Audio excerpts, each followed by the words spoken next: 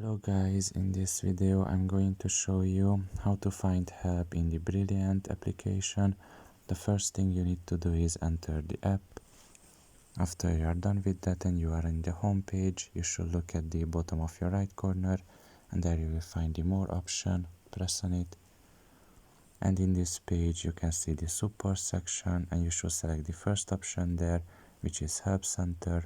Press on it. And now you should wait until the new page loads in.